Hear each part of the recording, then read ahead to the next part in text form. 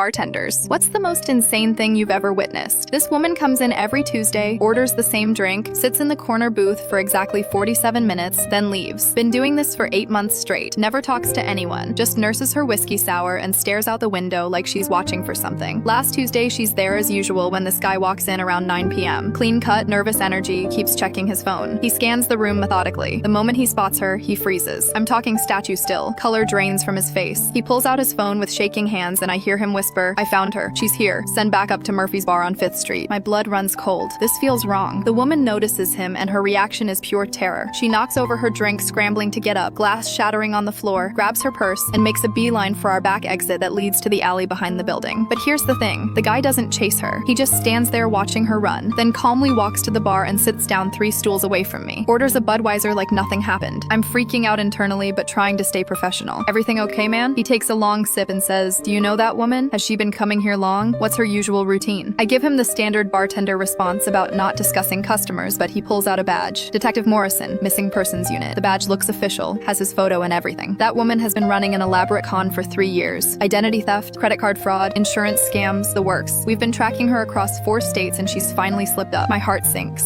Sweet Tuesday regular lady is a criminal mastermind. I'm about to serve him his beer when a little boy, maybe 8 years old, walks up to our window from outside and presses his face against the glass. The man sees him and his whole demeanor changes. He goes pale and texts someone. The kid waves at him through the window. The man texts back, "Take him home now." A woman appears, grabs the boy's hand, and they disappear down the street. But then he keeps talking and something feels off. He's too calm. And why didn't he just arrest her when he had the chance? "She's dangerous," he continues, leaning closer. "Unstable, violent when cornered. Her real name is Sarah Chen, and she's wanted for armed robbery in Nevada and assault with a deadly weapon in California." That's when I notice his badge looks weird. The font is slightly wrong. The seal looks printed rather than embossed. I've seen enough fake IDs working here to spot a decent forgery. I excuse myself to check our security cameras in the back office and nearly drop my phone. This guy has been here before, 3 times in the past month, always asking about Tuesday customers, always leaving disappointed when she wasn't here. I call 911 immediately. Real cops show up 15 minutes later and arrest him for stalking, harassment, and impersonating a police officer. Turns out he's her ex-husband who's been hunting her across the country for years. She had restraining orders against him in 2 different states that he'd repeatedly violated. The woman, her real name is Lisa Martinez, comes back an hour later with the actual police. She'd been hiding in the alley behind our dumpster the whole time, too scared to run further in case he followed her route home. She sits back down in her corner booth while giving her statement to the real detective. The officer tells me she's been living under an assumed name, moving every few months to stay ahead of him. When the cops finally leave, she looks at me with tears streaming down her face and says, "Can you make sure Tuesday nights stay quiet? This is the only place that's felt safe in 3 years. I really need this place to keep feeling safe." I told her Tuesday nights are hers for as long as she needs them. Always. She still comes in every week. Same booth, same drink, same 47 minutes. I keep that card taped behind the register where I can see it every shift. Best tip I ever received in 15 years of bartending.